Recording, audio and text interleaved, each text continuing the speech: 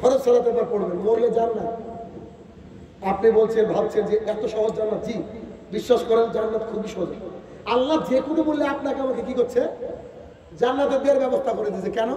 আচ্ছা, আদম আলাইহিস সালামের জামানার মানুষ বেশি বাঁচত না আমরা বেশি বাঁচি? বয়সটা কারা বেশি বেড়েছিল? ওই জামানার মানুষরা। নূহ আলাইহিস সালাম কত বছর বেঁচেছিলেন? 950 বছর। তাহলে যে ব্যক্তি ধরেন 1000 বছর বাঁচছে আর আপনি আমি 60 বছর বাঁচছি, তাহলে 60 বছরে বেশি আমল করা যাবে নাকি 1000 বছরে? 1000 বছরে। তো আল্লাহ আমাদেরকে অফার দিয়ে দেন, কি বললেন? যা তুই একটা রাত্রি যান, শেষের 5টা অথবা 10টা রাত্রি জেগে তুই যদি একটা রাত্রি খালি জাগতে পারিস, 8 রাকাত নামাজ পড়তে হবে, বেশি না। আর যদি দেখিস যে আজকে লাইলাতুল কদর, তুই খালি বলবি আল্লাহুম্মা ইন্নাকা আফুন তুহিব্বুল আফওয়া ফাফু আননি, ব্যাস দোয়া শেষ। এই দোয়াটা পড়। আল্লাহ বলছে আমি 83 বছর 4 মাস লাগাতার এক ব্যক্তি ইবাদত করে যত নেকি হবে, এক রাতে আমি আল্লাহ অত নেকি দেব। তাহলে একটা মানুষ যদি 60 বছর বাঁচে আর যদি 10 বার লাইলাতুল কদর পাই, এবার আপনি হিসাব করেন, মোবাইল ভেবে দেবেন। বুঝতে পারছেন? আল্লাহ খালি চাই যে বান্দা জান্নাতে যাক। আল্লাহ তো বলতে পারতেন যে ব্যক্তি রোজা করবে তার থাকা জায়গা জান্নাত, বলতে পারতেন না? আল্লাহ কি বলছেন? আল্লাহ সুবহানাহু ওয়া তাআলা বলছেন যে মান সামা রমাদান ঈমানান ওয়া ইহতিসাবান গুফিরা লাহু মা তাকাদ্দামা মিন যামবি। কোন ব্যক্তি রমাদান মাসে যদি সিয়াম পালন করে নেকির উদ্দেশ্যে এবং আল্লাহ সুবহানাহু ওয়া তাআলা দিতে পারেন এইটাকে ভেবে ইয়াকিনের সাথে, বিশ্বাসের সাথে কেউ যদি সিয়াম পালন করে, পেছনে যত পাপ করেছে আল্লাহ ক্ষমা করে দেবে। কত পাপ করেছে দেখার দরকার নেই আল্লাহ। তাই রমজান মাসে একটা দিলেই পারতেন আল্লাহ, পারতেন না? এরপরে আল্লাহ কি বলছেন? মুহাম্মদ সাল্লাল্লাহু আলাইহি ওয়াসাল্লাম বলছে, বলো মান কামা লাইলাতুল কদরি, যে ব্যক্তি লাইলাতুল কদর তালাশ করবে ওর পেছনে সব গুনাহ মাফ। আল্লাহ রাসূল এখনো থামেননি, বলছে মান কামা রামাদান, যে ব্যক্তি রমাদান মাসে তারাবি সালাত আদায় করলো পেছনে সব গুনাহ মাফ। তবে 20 রাকাত তারাবি 35 মিনিটে শেষ, এটা হবে না। বুঝতে পারলি?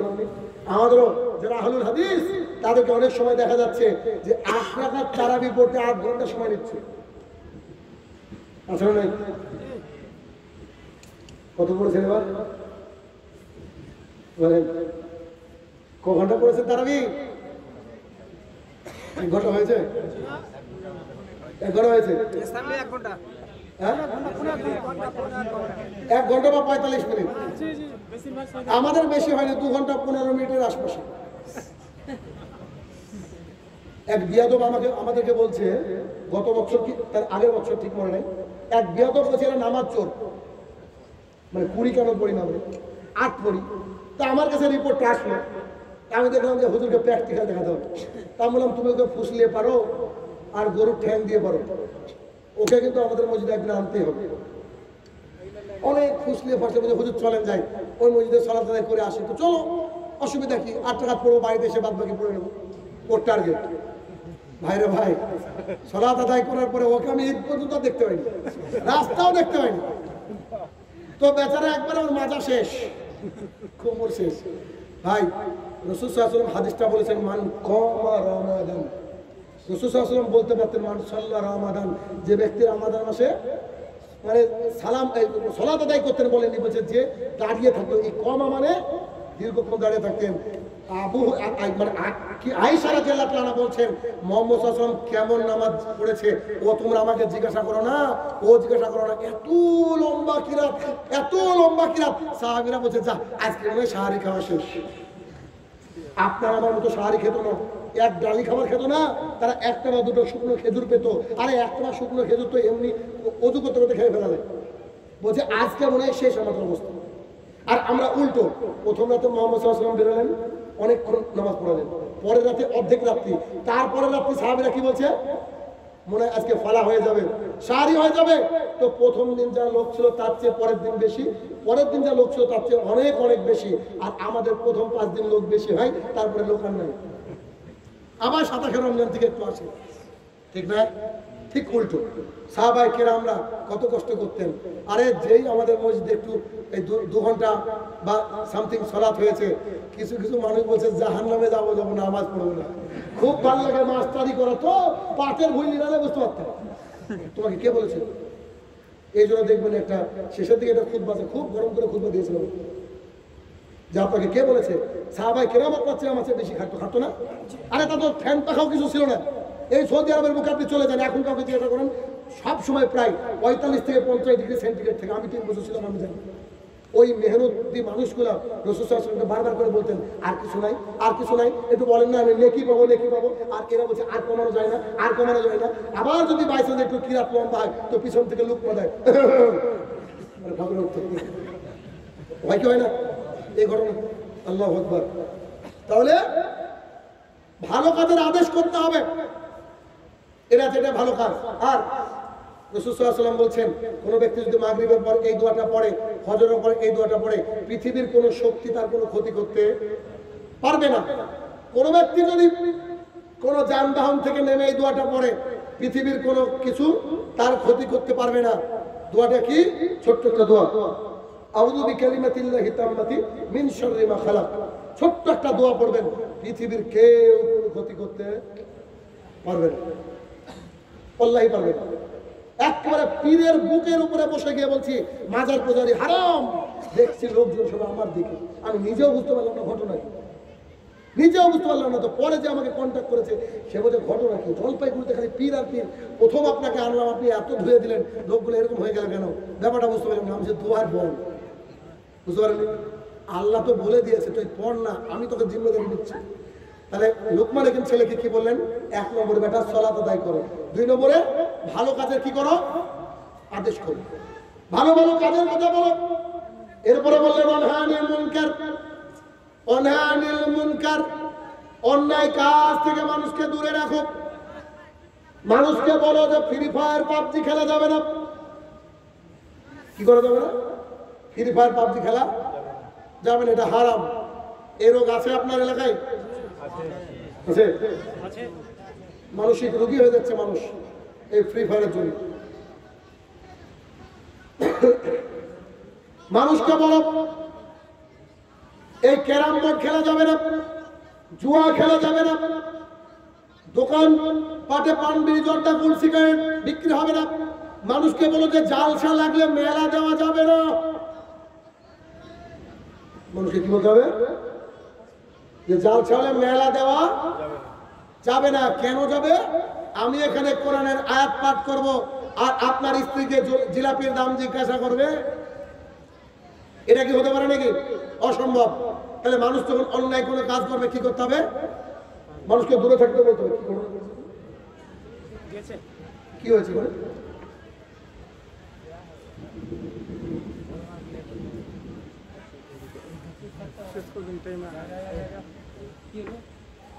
কি হয়েছে? আচ্ছা, অসুবিধা নাই। যদি কোনো প্রশ্নের ব্যাপার থাকে বা আমার কথার কোনো ব্যাপার থাকে ইনশাল্লাহ কথা বলবেন, দেবেন আমাকে, লিখে দেবেন, ইনশাল্লাহ অসুবিধা নেই। আর যদি না হয় ওদিকে যাওয়ার প্রয়োজন নেই। অনেক প্রশ্ন তো, তাহলে বক্তৃতার বিষয় তো যা হোক, যেটা বলছিলাম, লোকমান হাকিম ছেলেকে বলছে অন্যায় কাজ দিলে কি করতে হবে? বাধা দিতে হবে। লোকমান হাকিম তার ছেলেকে বলেছিলেন, কিন্তু আমাদেরকে মানতে হবে কি হবে না? আমরা যদি না মানে কি হবে বলেন তো? শুরুতে একটা হাদিস পড়েছি, বলেছে একবারে শুরুতে, কি বলেন তো? কার মনে আছে? আমরা যদি অন্যায় কাজ দেখেও বাধা না দিই, আল্লাহ আকাশ থেকে গজব পাঠাবে। আমরা দোয়া করলে আল্লাহ কবুল করবে না। কথা বলছেন কিনা? তাই লোকমান হাকিম ছেলেকে বললেন অনহানিল মুনকার, অন্যায় কাজ থেকে মানুষকে দূরে রাখতে হবে। এই বাক্য বলার পরে কি বলছে? অসবির আলামা সাবাক, বেটা তুমি ধৈর্য ধারণ করো, কারণ হক কথা জাতি মেনে নেবে না। আরে হক কথা যে জাতি মেনে নেয় না, তা ফারাক্কার বহু মানুষই জানে। শাহিনুর রহমানের সাথে কি হয়েছে মনে নাই? মন্দিরের কথা বলছি, আমি প্রকাশ করতে চাইছি না, আপনারা খুব ভালো করে জানেন, খুব ভালো করে জানেন। আরে জর্দাখোর মৌলবীকে যদি স্টেজে বসান, দাড়ি চাষা মালকে যদি বসান, ওর তো খারাপ লাগবে। ও ভেবেছে শাহিনুর রহমানকে আমি ভাড়া দিইনি, বাহাদুরি হয়ে গেছে। আরে তোর ভাড়ার মুখে পেশাব করি, তোকে যে হকের দাওয়াত দিয়ে গেছি, দেখলো তুই মান না? তোকে বলিনি রাসূল সাল্লাল্লাহু আলাইহি ওয়াসাল্লাম বলছে ফাউল্লাহা দায়টাকে ছেড়ে দিতে হবে, ওয়াসুস সারেফ গোপটাকে ছেড়ে দিতে হবে। রাসূল সাল্লাল্লাহু আলাইহি ওয়াসাল্লাম বলছে যে জর্দা খাবে থাকা জায়গা জাহান্নাম, ওই মৌলবীদের জাহান্নাম উদ্বোধন আমাকে দেখে রেখেন কিয়ামতের মাঠে দেখতে হবে। বুঝতে পেরেছেন আমার কথা? অতএব হক কথা বলতে আজ পর্যন্ত কোথাও পিছপা হয়নি। কিছুদিন আগে গিয়েছিলাম, আপনারা তো ইন্টারনেটে দেখে থাকবেন, কিছুদিন আগে গিয়েছিলাম সালার কান্দিতে। 15 জন বড় টুপিওয়ালা মাওলানা পাশে বসে আছেন। আমি বক্তৃতা কেবল শুরু করেছি, পাশে রাহুল আছে। আমি জাস্ট বক্তৃতা শুরু করেছি। আমি বলছি আমি যে আল্লাহর কাছে বাধা আছি, আল্লাহ বলছেন যে কি রাসূল সাল্লাল্লাহু আলাইহি ওয়াসাল্লাম বলছে বাল্লিকে বান্নি বলো আয়াত, একটা আয়াত জানা থাকলে বলো, বানি ইসরাইলের কাহিনী বলো, আপত্তি নাই। তবে আমার নামে একটা কথা তুমি যদি বলো, ওটা যদি আমি না বলি তোমার থাকার জায়গা জাহান্নাম, এটা মুহাম্মদ সাল্লাল্লাহু আলাইহি ওয়াসাল্লাম বলছে। আর আপনার হুজুর ওই যে মিম্বারে উঠে বলছে মুহাম্মদ সাল্লাল্লাহু আলাইহি ওয়াসাল্লামকে সৃষ্টি না করলে দুনিয়া সৃষ্টি হতো না, হাদিস মেড ইন চায়না। ভাই রে ভাই, যেই বলেছি অমনি 15 জন আলেম বলছে অপব্যাখ্যা করছেন কেন? তার আগে পুলিশ, ওই গ্রামে আমি গিয়েছি, যাওয়ার পরে অজু করছি তো বলছে শাহিনুর রহমান আপনার সাথে পুলিশ অফিসার দেখা করতে গেছে। কেন? তো চলেন রুমে গেলাম, তো পুলিশ এসে আমাকে বলছে নমস্কার, বলছে বলেন।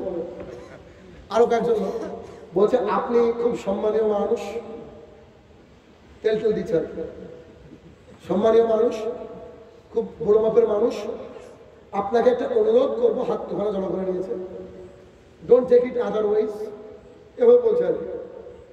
যদিও জানি না বোধ হয় ইংরেজির মাস্টার। তো আপনি এটাকে অন্যদিকে নিয়েন না, আপনি সব বিষয়ে কথা বলেন, শুধু কিয়াম আর সম্মিলিত মোনাজাতের ব্যাপারে কথা বলবেন।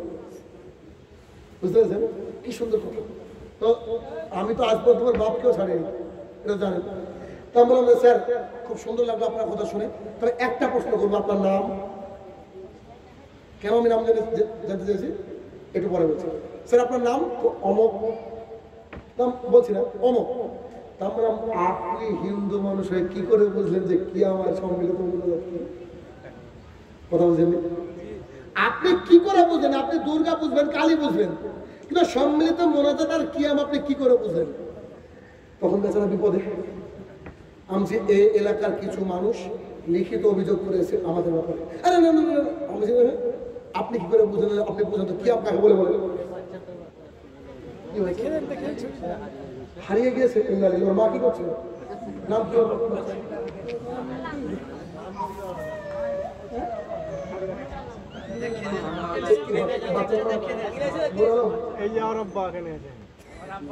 আরে ওর আব্বা এখানে, তো এখানে কি আছে?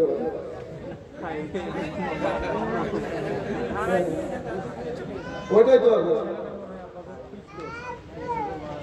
যাক যাক, যাক যেটা বলছিলাম, আমি বললাম আপনি একজন হিন্দু, আপনি সম্মিলিত মোনাজাতে কি বোঝেন বলেন তো, কিয়াম কাকে বলে? তো উনি বলছে ঠিক আছে আমরা গার্ড আছি, অসুবিধা নেই করেন। যেই বলেছি ভাই মানে ওই এলাকায় হককে প্রতিষ্ঠিত হতে দেবে না, বুঝতে পারছেন কিনা? হককে প্রতিষ্ঠিত হতে দেবে না, এই জন্য আমাদেরকে সব জায়গায় বাধা দেয়। এবার লোকমান হাকিমের এই কথাটা বারবার আমরা বুঝতে পারি যে লোকমান হাকিম ছেলেকে কেন বলেছিল বেটা তুমি নামাজ পড়ো, হক কথা বলো, সঠিক পথে চলো, তাহলে তুমি জান্নাতে যাবা। আর তেমন হওয়া উচিত ছিল না, কিন্তু বলছে তুমি নামাজ পড়ো, মানুষকে হকের দাওয়াত দাও, মানুষকে অন্যায় কাজ থেকে বিরত রাখো, আর বিপদ আসলে ধৈর্য ধরো। তাহলে দাওয়াত দিতে গেলে কি আসবে? বিপদ আসবে। আব্দুর রাজ্জাক বিন ইউসুফ এমন একজন মানুষ আজ পর্যন্ত একটা গল্প বলেন, শুধু কোরআন আর হাদিস। সিলেটের বুকে তাকে মারা হলো, হাজার হাজার কোটি টাকার মামলা দেওয়া হয়। আরে আব্দুর রাজ্জাককে তো ছাড়েন, পৃথিবীর বুকে এমন একজন বক্তা আছে যার নাম হচ্ছে ডক্টর জাকির নায়েক, আজ পর্যন্ত আমার মতো গরম হয়ে বক্তৃতা দেয়নি, তাই না? এত সুন্দর মানুষ, তাকে যদি বলা আছে কোনো হিন্দু ভাই, আচ্ছা ডক্টর নায়েক বলছিলাম যে আপনি বলছেন মূর্তি পূজা করা যাবে না, ব্যাপারটা কি? উনি বলছেন যে আমি বলিনি আসলে মূর্তি পূজা করা যাবে না, আপনাকে বলছি যে আপনার বাড়িতে ভাগবত গীতা আছে 7 নম্বর অধ্যায় 20 নম্বর মন্ত্র, ওখানে লেখা রয়েছে যারা পাগল তারা মূর্তি পূজা করে, আমি কি করব? কত সুন্দর উদাহরণ দিচ্ছেন। সেই লোকটার জায়গা ভারতবর্ষে হলো না। তাকে কি নরেন্দ্র মোদী পাঠিয়েছে নাকি? তাকে পাঠিয়ে দিয়েছে আমাদের দেশের এক শ্রেণী আলেম বলে মারা, ঠিক না? এক শ্রেণী আলেমরা তাকে পাঠিয়ে দিয়েছে, মুসলমানরাই তার শত্রু, বেশি শত্রু মুসলমান। সুতরাং বুঝতে হবে বিষয়টা। তাহলে লোকমান হাকিম ছেলেকে বললেন যে বেটা তুমি সালাত আদায় করো, মানুষকে ভালো কথা বলো, অন্যায় কাজ থেকে দূরে রাখো, আর কি করো? ধৈর্য ধারণ করো, কারণ ধৈর্য ধারণ করতে হবে এই দাওয়াতের কাজ করতে গেলে। আবু হুরায়রা রাদিয়াল্লাহু তাআলা বলেন রাসূল সাল্লাল্লাহু আলাইহি সাল্লাম বলেছেন, যে ব্যক্তি দাওয়াতের কাজ করবে, মানুষকে দাওয়াত দিবে, সেই ব্যক্তির কারণে যদি ওই ব্যক্তি সালাত আদায় করা শুরু করে, সিয়াম পালন করা শুরু করে, যাই হোক শুরু করে, তাহলে এই ব্যক্তি সমপরিমাণ নেকি পাবে, তার নেকিতে কোনো ঘাটতি হবে না। আমি আপনাকে বললাম যে সকালবেলায় সাইদুল ইস্তেগফার পাঠ করলে জান্নাতে যাবেন। আমি বললাম যে সুবহানাল্লাহ আলহামদুলিল্লাহ বললে গোটা পৃথিবী যত ফাঁকা জায়গা আছে নেকিতে পরিপূর্ণ হয়ে যায়। আপনি আমার সামনে যে বসে আছেন, যারা বসে আছেন, তারা যদি কালকে থেকে তাহাজ্জুদ পড়েন না, তো একটা নেকি আমার কাছে আসবে, তবে আপনার নেকি থেকে কমতি করা হবে না। আপনি আবার হিংসা করেন না কেন? ওকে নেকি দিতে যাবো কেন? এটা যেন হিংসা করেন না। এটার আশায় দাওয়াতের কাজ করে বেড়ায়, বুঝতে পারলেন? এটার আশায় দাওয়াতের কাজ করে বেড়ায়। নইলে আল্লাহ সুবহানাহু ওয়া তাআলা মেধা দিয়েছে, অনেক কিছু আছে, অনেক কিছু করে খেতে পারি, কিন্তু আল্লাহকে ভয় করি। ওই যে হারামকে ত্যাগ করতে বললাম, আমার সামনে অনেকগুলো মোবাইল, আজকে আমার মোবাইলটা চলছে না। আমি বর্তমানে এমন একটা সিচুয়েশনে আছি, আমার বক্তৃতা এতটা ভাইরাল, আমি প্রত্যেক মাসে 1 লক্ষ টাকা করে বাড়িতে বসে ইনকাম করতে পারবো ভিডিও বানিয়ে, কিন্তু এই টাকাটা আমার জন্য হারাম হবে। কেন? কারণ আমি বক্তৃতা দিচ্ছি মদের বিরুদ্ধে, আর ওখানে চলে আসছে মদের অ্যাড। আমি বক্তৃতা বলছি মহিলাদের পর্দা করতে হবে, ওখানে চলে গেছে কি একটা নারী টিকটক। এই ইনকামটা হারাম, যদিও অনেক কিছু কিছু দুনিয়াবি আলেম ফতোয়া দিয়েছে জায়েজ। আল্লাহর কসম করে বলছে এটা জায়েজ না, এটা হারাম একটা ইনকাম। আমি বক্তৃতা দিচ্ছি, দিতে দিতে বললাম এখন একটা মেয়ে নাচবে, মানবেন কি? ওরকম আমার বক্তৃতা চলছে চলতে একজন নাচছে, এটা কি জায়েজ হবে? হবে না। তাহলে আমি লক্ষ লক্ষ টাকা ছেড়ে দিচ্ছি কেন? হারাম থেকে বেঁচে থাকার জন্য। তাহলে দাওয়াতের কাজটা যেমন করতে হবে, তেমন নিজেকেও অ্যাপ্লাই করতে হবে, নিজেকে অ্যাপ্লাই করতে হবে। কারণ দুনিয়াটা অনেক বড়। আপনি আল্লাহর উপরে তাওয়াক্কুল করেন, আল্লাহ আপনাকে রুজি রুটি দেবে। আপনাকে একটু বলি, ওমর ইবনুল খাত্তাব রাদিয়াল্লাহু তাআলা বলেন, রাসূল সাল্লাল্লাহু আলাইহি ওয়াসাল্লাম বলেছেন, এই পৃথিবীর মানুষ যদি পাখির মতো আল্লাহর উপরে ভরসা করতো, কার মতো? আপনি সকালবেলায় আপনার একটা দোকান আছে, যাবেন তো? আপনার মাঠে নিয়ে আসে না, যাবেন না? কেউ চাকরি পেতে যাবেন না? সবারই একটা নির্দিষ্ট জায়গা আছে ইনকামের। পাখির আছে কি? রাসূল সাল্লাল্লাহু আলাইহি ওয়াসাল্লাম বলেছে, যে ব্যক্তি পাখির মতো আল্লাহর উপরে রুজির উপরে ভরসা করে, আল্লাহ তাকে পাখির মতোই রুজি দেবে। কথা বুঝেননি? আপনি আমি যদি পাখির মতো ভরসা করি আল্লাহর উপরে, যে রুজির মালিক আল্লাহ, আল্লাহ আপনাকে রুজি দেবে, তাই বলে কি বসে থাকবেন নাকি? বসে থাকবেন? বসে থাকতে হবে। রুজির মালিক আল্লাহ সুবহানাহু ওয়া তাআলা, তবে দোয়া করবেন আল্লাহর কাছে বরকতের। আবু হুরায়রা রাদিয়াল্লাহু তাআলা বলেন যে একবার কিছু খেজুর নিয়ে আমি মুহাম্মদ সাল্লাল্লাহু আলাইহি ওয়াসাল্লামের কাছে গিয়ে বললাম, আল্লাহ রাসূল একটু বরকতের দোয়া করে দেন না। তো আবু হুরায়রা রাদিয়াল্লাহু তাআলা বলছে মুহাম্মদ সাল্লাল্লাহু আলাইহি ওয়াসাল্লাম দোয়া করে দিলেন এবং এটা ব্যাগের মধ্যে পুরে দিলেন। ব্যাগটা আমি কোমরে বাঁধলাম। কোথায়? আর ব্যাগে ক কেজি খেজুর রাখতে পারে? 1 কেজি, 2 কেজি, 5 কেজি, 10 কেজি। আমার মনে হয় কয়েকটা খেজুর ছিল। আমি অবাক হয়ে গেলাম হাদিসটা পড়ে। সুবহানাল্লাহ, এই বরকত এখনো আছে, বিশ্বাস করেন। আপনি যদি আল্লাহর উপরে ভরসা করেন, সেটা কি? আবু হুরায়রা রাদিয়াল্লাহু তাআলা বলছে, আমি কোমরে বাঁধলাম, আমি এখান থেকে মানুষকে দান করা শুরু করলাম। আমি 1 ওয়াসাক পরিমাণ দান করলাম, মানে 1.5 কুইন্টাল দান করলাম। কত? 150 কেজি। 1.5 কুইন্টাল দান করলাম, প্রতিদিন খেতাম, মানুষকে দিতাম। কিন্তু রাসূল সাল্লাল্লাহু আলাইহি ওয়াসাল্লাম একটা কথা বলেছিলেন, ব্যাগটাকে ঝেড়ে বার করবো না, মানে একবারে উল্টিয়ে বের করবো না। কি করতে হবে? ব্যাগের মধ্যে থেকে বের করতে হবে। বলছে যেদিন উসমান রাদিয়াল্লাহু তাআলাকে হত্যা করা হয়, সেদিন অটোমেটিকলি আমার কোমর থেকে ব্যাগটা খুলে পড়ে গেল। এই জন্য স্ত্রী যখনই বলবে যে চাল ফুরিয়ে খেছে, 1 বস্তা চাল এনে ড্রামে আবার ঢেলে দেবেন। আটা ফুরিয়ে খেছে, সঙ্গে সঙ্গে আটাকে ভাঙিয়ে এনে ড্রামে ঢেলে দেবেন। খবরদার একবারে চেঁচে মুছে খাবেন না, এটা হচ্ছে খারাপ মানুষের লক্ষণ। এটা খারাপ মানুষের লক্ষণ। আপনি থাকতে এনে দেবেন, দেখবেন বরকত দেওয়ার মালিক আল্লাহ সুবহানাহু ওয়া তাআলা। বরকত দেওয়ার মালিক আল্লাহ সুবহানাহু ওয়া তাআলা। দেখেন না, মানুষ একটা মানুষ হচ্ছে কত খায়, একটা মানুষ একটু খেয়ে তার পেটটা ভরে দেবে। একটু খেয়ে পেটটা ভরে যায়। এই জন্য আল্লাহর কাছে বরকতের দোয়া করবেন সবসময়, যে আল্লাহ গো তুমি আমাকে বরকত দাও। আর বরকত কি? আপনি যে হালে রয়েছেন ওই হালে যদি আল্লাহর কাছে বলে যে আলহামদুলিল্লাহ আমি ভালো আছি, তাহলে দেখবেন আল্লাহ আপনাকে সম্পদ বাড়িয়ে দেয়। আপনার একটা বাইক আছে, 4 চাকা থেকে আপনার কষ্ট হচ্ছে, আরে 4 চাকা ঘুরছে, ও আল্লাহ আমার একটা 4, আপনি দোয়া করতে পারেন, তবে আপনি সন্তুষ্ট থাকবেন। আল্লাহ গো আমার তো একটা বাইক আছে, ওই লোকটাতে সাইকেল আছে, ওই লোকটাতে খালি পায়ে চলে, দেখবেন আপনি কখনো অসুখী হবেন না। অতএব আজকের বক্তব্য এখানে সমাপ্ত করতে যাচ্ছি, কারণ অনেক প্রশ্ন গেছে। মূল বিষয়টা হচ্ছে যে আমাদেরকে দাওয়াতের কাজ করতে হবে, নিজেকে মানতে হবে, মুখে দাঁড়িয়ে রাখতে হবে, হক কথা বলতে হবে। হক কথা বাড়ির থেকে বলা শুরু করেন, যদি দেখেন যে বাড়ির থেকে বলতে শুরু করেছেন, দেখবেন আপনার আমার জীবনটা অনেক সুন্দর হয়ে যাবে। আল্লাহর কাছে আমরা অনেক বড় পুরস্কার পেয়ে যাবো ইনশাআল্লাহ। কয়েকটা প্রশ্ন গেছে, ইনশাআল্লাহ প্রশ্নগুলো উত্তর দেওয়ার চেষ্টা করবো।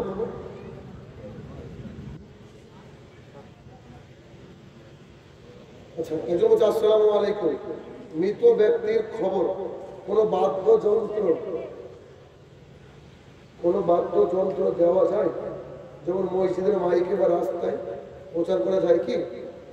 রাসূল সাল্লাল্লাহু আলাইহি ওয়াসাল্লাম বলছেন যে জাহালাতের জামানায় যদি কোনো ব্যক্তি মারা যেত, তাহলে তাকে প্রচার করে বেড়ানো হতো, বলে বেড়ানো অমুক পরিবারের অমুক ব্যক্তি মারা গিয়েছে। তো আমাদেরকে জাহালাতকে ওইভাবে ঘৃণা করতে হবে যেমন করে হারামকে আমরা ঘৃণা করি।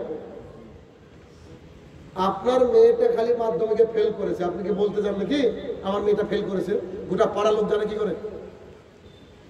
হয় না এরকম কিছু ছোট্টখাটো কাজ ঘটলে মানুষ জানে না?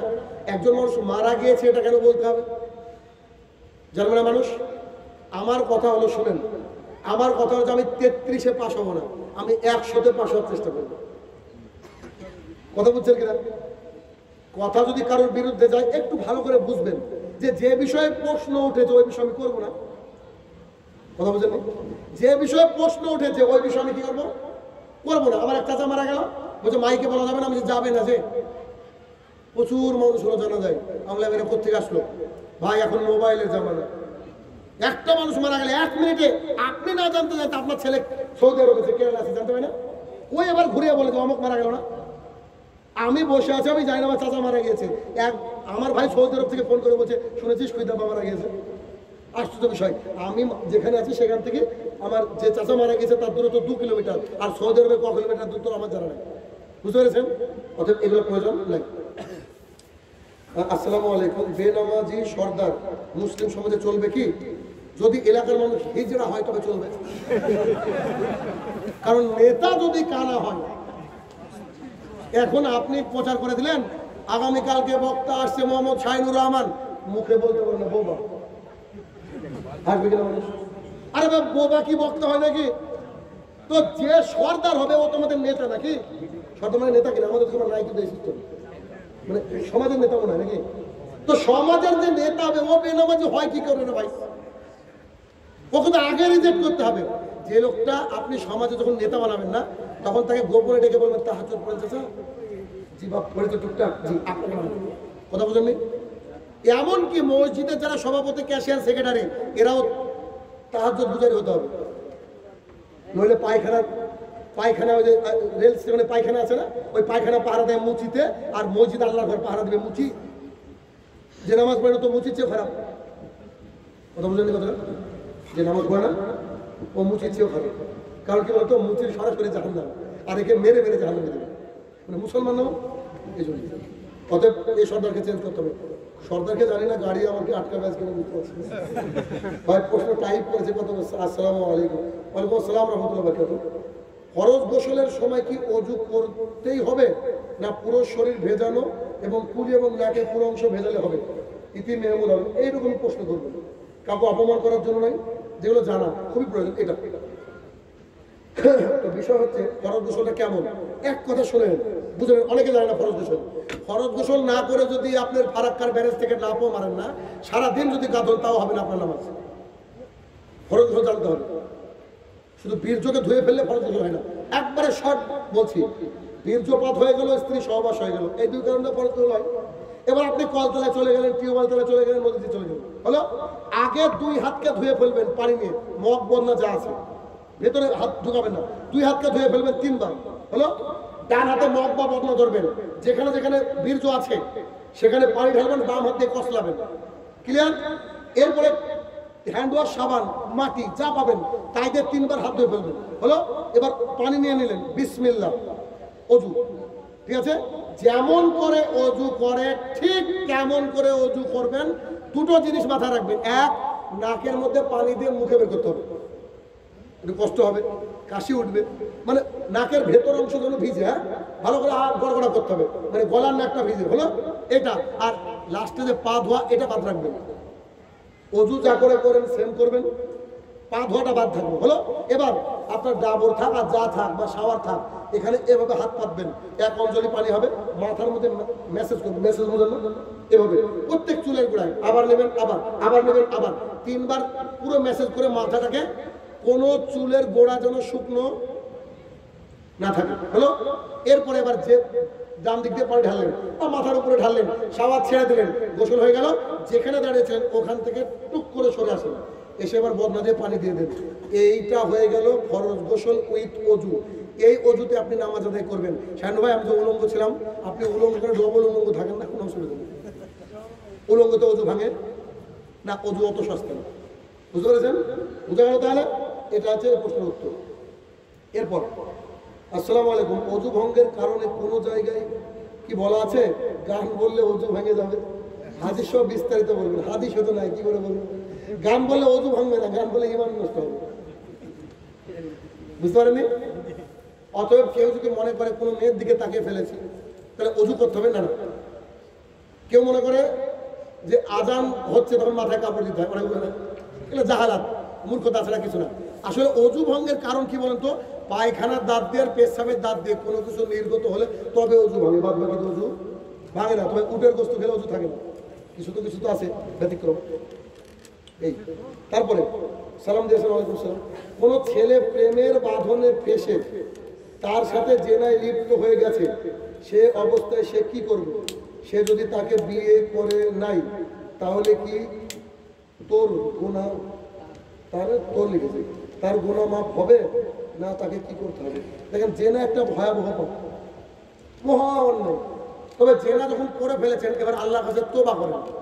ওকে বিয়ে করতে হবে বা করতে হবে এটা ব্যাপার না। আপনি আল্লাহর কাছে যতদিন বাঁধবেন ততদিন আল্লাহর কাছে কাঁদেন। যদি ওকে বিয়ে করা সম্ভব হয় বিয়ে করে নেন, সংসার করেন হালালভাবে। আর যদি না করার সঙ্গে ওর বিয়ে হয়ে গেছে, আপনারও বিয়ে হয়ে গেছে, এখন আল্লাহর কাছে আপনি দোয়া করেন, কাঁদেন, আল্লাহকে ভুল করে ফেলেছে, এটা এর কাজ, এর নির্দিষ্ট করে নেয়। তবে আমাদের দেশে যদি শরিয়া আইন থাকতো তাহলে এ প্রশ্ন আসতো না। তার আগে বলতো যে আমাদের এলাকায় একজনকে পুঁতে ফেলেছি, মানে এতজন পুঁতে কি করতে হবে? এতজন পুঁতে উপরটা পাথর মেরে উড়িয়ে দিতে হবে। এটা তো আমাদের সৌদি আরব না। তারপর ব্যাংকে সুদের কারবার হয় আর সেই ব্যাংকে পৃথিবীর সমস্ত কারবার, তাহলে পৃথিবীর সমস্ত টাকার কারবার কি হারাম হবে? আপনাদের এখানে কোথায় এসেছিলাম অনেক বছর আগে জালসা করতে করতে, যেই বলেছে বিড়ি হারাম, বুঝলেন, মাছ থেকে একটা লোক উঠে বলছিল আপনি যে চেয়ারে বসেছেন ওটাও বিড়ির টাকা কিনা, মানে ও হালাল করতে চাইছে। তো এবার আমি যেই বলেছি, আমি হাদিস বলেছি, হাদিসটা আপনাকে বলছি। রাসূল সাল্লাল্লাহু আলাইহি ওয়াসাল্লাম একটা বাড়িতে গেলেন, এক সাহাবী নিমন্ত্রণ করেছেন, তো তিনাকে সবজি দিয়ে খেতে দিয়েছেন। তো মুহাম্মদ সাল্লাল্লাহু আলাইহি ওয়াসাল্লাম মজার ছলে বলছে, কি গো, বাড়িতে গোশতের গন্ধ পাচ্ছি আর সবজি দিচ্ছ আমাকে? মেহমানকে দেখে যদি আপনি শাক দিয়ে ভাত দেন আর আপনার পাশে গোস্ত খান, কেমন লাগবে না? ডায়াবেটিসও নাই, সুগারও নাই। তো রাসূল সাল্লাল্লাহু আলাইহি ওয়াসাল্লাম বলছে, ওটা তো আপনার জন্য খাওয়া জায়েজ না, কারণ ওটা কিসের মাল? সাদাকার মাল। তো সাদাকা তো মুহাম্মদ সাল্লাল্লাহু আলাইহি ওয়াসাল্লাম খাবে না, তিনি আল্লাহর কাছে প্রিয়, আমাদের কাছে প্রিয়। মুহাম্মদ সাল্লাল্লাহু আলাইহি ওয়াসাল্লাম বলছে, ওটা তোমার কাছে সাদাকা, আমি তোমার মেহমান, তুমি আমার মেজবান, ওটা তুমি আমাকে এখন দিলে আমার জন্য হালাল। কথা বুঝতে পেরেছেন? এবার যারা চাকরি করেন তাহলে তো সব টাকা সুদে খাটানো হয়, মদে খাটানো হয়। এবার আপনি এটা বলতে পারেন যে সুদের ব্যাংকে চাকরি করা যাবে কি? করা যাবে না। কেন? মুহাম্মদ সাল্লাল্লাহু আলাইহি ওয়াসাল্লাম বলছে 3 শ্রেণীর ব্যক্তি পাপী, সুদের সাথে জড়িত। কেমন? সুদের লেখক হয়ে যাচ্ছেন আপনি, সুদের গার্ড হয়ে যাচ্ছেন, কিন্তু ব্যাংকে আপনাকে উপায় নাই অ্যাকাউন্ট করতে হয়েছে, কেন? গ্যাস নিতে হবে। এবার ওখান থেকে যে টাকাটা উঠবে ওই টাকাটার বিষয়ে প্রশ্ন আসলে বিষয়টা ভিন্ন হতো। কথা বুঝছেন কিনা? কেউ যদি পাপ করে ওই পাপের প্রভাবটা আপনার উপরে আসবে না, যেহেতু সরাসরি আপনি ওটাকে সাপোর্ট করছেন না। কথা কি লাগবে? ভাগ্য কিসের উপরে নির্ভরশীল? মানুষের ভাগ্যকে আল্লাহ জন্মের আগে থেকে নির্ধারণ করে রেখেছেন? নাকি সেটা মানুষের কর্মের ফল, বিস্তারিত জানাবেন, মার্জিত করবেন। আচ্ছা, বিষয় হচ্ছে মিশকাত শরীফ হাদিস নম্বর 73, রাসূল সাল্লাল্লাহু আলাইহি ওয়াসাল্লাম বলছেন গোটা পৃথিবী সৃষ্টির 50,000 বছর আগে সবারই ভাগ্য লিখে রাখা হয়েছে। এখন প্রশ্ন, স্যার তাহলে তো আমি জেনা করছি, আল্লাহ করাচ্ছে কি? আমি পরীক্ষায় ফেল করবো, এটা তো আমার দোষ না, আমি এখনো নামাজ পড়ি না, আল্লাহ পড়াচ্ছে না তাই? কারণ আল্লাহ লিখে রেখেছে। এই জায়গায় অনেক মানুষ নাস্তিক হয়ে গেছে বিষয়টাকে না বুঝে। বিষয়টা কি? বিষয়টা হচ্ছে, ধরেন আমি যে ছেলেগুলোকে পড়াচ্ছি, আমি বললাম যে শোনো তোমরা সবাই পাস করবা, এই ছেলে তোমার নাম নাইম তাই না, তুমি ফেল করবা। আচ্ছা ছেলেটাকে কেন ফেল করবা বলেন তো? ওর পড়ার কোয়ালিটি আমি বুঝি, তো আমি মাস্টার, তো সবাই পাস করলো, নাইম ফেল করলো। নাইমকে আমার জন্য ফেল করলো? কথা বুঝেন? আসলে আল্লাহর কাছে অতীত ভবিষ্যৎ বলে কিছু নেই, আল্লাহর কাছে সবই বর্তমান। আমরা যা করি আল্লাহ তাই লিখে রেখেছেন, আল্লাহ লিখেছেন তাই আমরা করি না, তাহলে জুলুম হয়ে যেত আমাদের উপর। আল্লাহ, আমি যা করবো আল্লাহ জানে, কারণ আল্লাহর কাছে ভবিষ্যৎ নাই, সবই বর্তমান। বুঝতে পারছেন কিনা? তো আল্লাহ দেখুন, এখন প্রশ্ন, একজন ব্যক্তি প্রশ্ন করছে যে ভাই আমি বিষ খাবো, আত্মহত্যা করবো, এটা কি আল্লাহর কাছে চাওয়া যায়? বিশ্বাস করেন যখন রুর জগৎ ছিল, আল্লাহ মানুষকে জিজ্ঞাসা করেছে শাহিনুর রহমান তুমি কি করে মরবা? আমি আল্লাহকে বলেছিলাম এভাবে মরবো। একটা লোক আল্লাহ বলছে আল্লাহ গলায় দড়ি দিয়ে মরবো। মানুষের শখ থাকতে পারে, তাই না? কেউ বলছে আল্লাহ আমি হচ্ছে বিষ খেয়ে মরবো, কেমন লাগে দেখবো। আচ্ছা এইটা যদি না হয়, আপনি সিগারেটের গায়ে লেখা থাকে দেখেন না, এটা খেলে ক্যান্সার হয়, মানুষ খায় কেন? বুঝতে পারছেন আমার কথা? ক্যান্সার হবে জেনেও খায়। তাহলে ও জানে যে আমাকে মরতে হলে গলায় ফাঁস দিলে অনেক কষ্ট হবে, তাও আমি মরবো, তাও আমি মরবো। আল্লাহ লিখেছে তাই আমরা করি না, আমরা করব তাই আল্লাহ বলেন লিখে রেখেছে। মসজিদে ঋণ রেখে নির্মাণ করা যাবে কি? ও মানে মসজিদ নির্মাণ করতে করতে কিছু টাকা ঋণ হয়ে গেল। আচ্ছা ঋণ কেন হবে বলেন তো? মসজিদ তো আল্লাহর ঘর, আল্লাহর ঘরে দান করলে আল্লাহ ওই রকম সেম একটা ঘর দিবে। আপনার আমার যদি ঘর আল্লাহর কাছে পাওয়ার দরকার হয়, তো এলাকার মানুষ কেন ঋণ করবে? ওই টাকাটা অনেক বড় লোক মানুষ নয় এলাকায় আছে না? এমনও মানুষ আছে আমার বিশ্বাসী এলাকায় যে একটা মানুষ একটা মসজিদ বানিয়ে দিতে পারে নাই, তো সেই লোকটা কি করে? ওর কি নেকির দরকার নাই? ওর নেকির দরকার আছে কিনা? অবশ্যই। অর্থাৎ ঋণ রাখবে না, তবে যদি হয়ে যায় রড সিমেন্ট নিতে গিয়ে হয়তো 20,000 টাকা বাড়তি, পরবর্তী সময় তুলে দেবেন, জায়েজ, হারাম কিছু না। কবরস্থান ঋণ রেখে একই বিষয়। আমার প্রশ্ন হলো যে বক্তাকে যে টাকাটা দেওয়া হচ্ছে, কত বিড়ির টাকা আছে, যে খাবার বক্তাদের খাওয়ানো হচ্ছে কত বিড়ির টাকা, এর উত্তর পেলেন একটু আগে? হাদিস কি বললাম? হাদিস পাননি? এটা আমাকে যদি আগে বলতেন যে শাহিনুর ভাই আমার এলাকায় সবাই বিড়ি দিলে আমি দিতাম না, রে কথা বুঝেননি? আচ্ছা টাকা খাওয়া জায়েজ কিনা দলিল সহ বিস্তারিত বলুন। একটু আগে বললাম যে আপনি কি করছেন এটা তো আমার জানা নেই। আমি আপনার বাড়িতে মেহমান, আমি জাকাতের টাকা খাই না, কিন্তু আপনি জাকাতের হকদার। আপনি এখন ওই জাকাতের টাকাতে গোসল রান্না করেছেন, ওটা আমার জন্য হালাল। আপনি আমাকে কি দিচ্ছেন? মেহমান। এখন আমি আপনার মেহমান, শাহিনুর রহমান আপনার মেহমান। ওই শাহিনুর রহমানকে কোথা থেকে টাকা দেবেন আমি করবো? আমি জানি কি? কথা বুঝছেন কিনা? তারপরে আমার প্রশ্ন, আমাদের এলাকার সমস্ত মসজিদে কিছু টাকা বিড়ি মজুরি থেকে লাগা হইয়াছে, মসজিদে সালাত আদায় করা কি সঠিক? যেহেতু বিড়ি বাঁধা হারাম, তার মজুরিও হারাম, দলিল সহ জানিয়ে বাঁধিয়ে দিতে পারবে। মানে এটা যে প্রশ্ন করেছে সে বলছে আমাদের মসজিদ, আপনি কোথায় ছিলেন? নিশ্চয়ই এই লোক সালাত আদায় করে না মসজিদে, কথা বলছেন কিনা? তো আপনাকে কি আল্লাহ বলেছে নাকি যে আমার ঘরটার জন্য তুমি বিড়ির টাকা লাগাও? বলেছে কিনা? আল্লাহ বলছে গোটা পৃথিবীটা হচ্ছে মসজিদ। আপনি ছাগলের ঘরে, গরুর ঘরে যদি সালাত আদায় করেন তাও হবে। এখানে পায়খানা করে রেখেছে, এখানে সালাত আদায় করলে হবে না? অবশ্যই হবে। আপনি কোথায় আদায় করলেন না করলেন না তার ব্যাপার, কিন্তু আপনি বিড়ির টাকা লাগাবেন কেন, এটা তো প্রশ্ন। জি হ্যাঁ, যাই হোক, তো তাহলে কেন লাগাবে টাকাটা, কেন লাগাবে? অতএব শুনে রাখেন, এতদিন যা করেছেন আল্লাহর কাছে কি করবেন? তওবা করবেন, তওবা করে ফ্রেশ টাকা দিবেন, একবারে ফ্রেশ। আর তার আগে প্রধান আপনাদের দায়িত্ব, এটা আমি মনে করি এখন ফরজ, এই বিড়ি ব্যবসা ছেড়ে দাও। যেদিন বিলাল শুনেছিল যে আব্দুল্লাহর বেটা একটা নবী হয়ে এসেছে, মোহাম্মদ সাল্লাল্লাহু আলাইহি ওয়াসাল্লাম, ও তো চাকর মানুষ, ও বলেছিল নাকি আগে একটা কাজ দেখি তারপরে গিয়ে বলি যে তোর লাত মারা তুই মানবো না। ও কি বলেছিল? যখনই শুনেছে বলছে আল্লাহ। ওকে পাথর দিয়ে মারছে বলছে আল্লাহ, হাত পা কেটে দিচ্ছে বলছে আল্লাহ। ও জানছে এখন তেড়ে দিলে ওকে কেউ নিয়ে নাই, রুজি রুটির জন্য টেনশনে পড়তে বলছে আল্লাহ। তাহলে একটা কথা বলবো, একজন সাহাবীর বলে বক্তৃতা শেষ করবো। সেই সাহাবীর নাম হচ্ছে সুহাইব রুমি রাদিয়াল্লাহু তাআলা। এই সাহাবীর কে কে নাম শুনেছেন আপনারা? তো এই সাহাবীর নাম শোনা মানুষ পাওয়া মুশকিল, আমি জানি। সুহাইব রুমি রাদিয়াল্লাহু তাআলা একজন অন্যরকম সাহাবী। তিনি মক্কার বুকে আসলেন, এসে অনেক ব্যবসা করতে করতে কোটি টাকার মালিক হয়ে গেলেন। কোটি টাকার মালিক হয়ে গেলেন। তিনি রাসূল সাল্লাল্লাহু আলাইহি ওয়াসাল্লামের সঙ্গে দেখা করতে যাবেন, কুরাইশরা তাকে আটকে দিলেন। সুহাইব রুমি তার তীরগুলোকে বের করে নিলেন, তীরগুলোকে বের করে বলছে মুহাম্মদ সাল্লাল্লাহু আলাইহি ওয়াসাল্লামের সাথে দেখা করতে যাব, যদি কেউ আমাকে আটকাও তাহলে আমার তীরের ব্যাপার তোমরা তো জানো, তীর যখন শেষ হয়ে যাবে তরবারি ভেঙে গেলে তোমাদের যা খুশি করো। তখন নিচ থেকে তারা বলছে শোনো, তুমি এলাকায় নতুন এসেছো, তুমি এসে কোটি কোটি টাকা সম্পদ করেছো, তোমাকে সম্পদ নিয়ে মুহাম্মদ সাল্লাল্লাহু আলাইহি ওয়াসাল্লামের কাছে যেতে দিব না। তখন সুহাইব রুমি রাদিয়াল্লাহু তাআলা বলছে, ও তোমরা কি সম্পদের জন্য আমাকে আটকাচ্ছ? বলে জি হ্যাঁ। তো বলছে আমি যদি সম্পদ দিয়ে দিই, বিড়িওয়ালারা শুনেন, আমি যদি সম্পদ দিয়ে দিই তোমরা যেতে দেবা? বলছে আমাদের কোনো আপত্তি নাই। তো বলছে যাও, দিয়ে দিলাম। বুঝতে পারছেন? লাখ লাখ কোটি টাকা করেছিল বিজনেস করে। এবার যখন তিনি মদিনার বুকে প্রবেশ করছেন, মুহাম্মদ সাল্লাল্লাহু আলাইহি ওয়াসাল্লামকে দেখে সালাম দেওয়ার পরে রাসূল সাল্লাল্লাহু আলাইহি ওয়াসাল্লাম বলছে সুহাইব ব্যবসায় সফল হয়েছো, সুহাইব ব্যবসায় সফল হয়েছো। এবার সুহাইব রাদিয়াল্লাহু তাআলা বলছেন আল্লাহ রাসূল জিবরাইল তো আপনাকে জানিয়ে দিয়েছে, আমি আর কি জানাবো।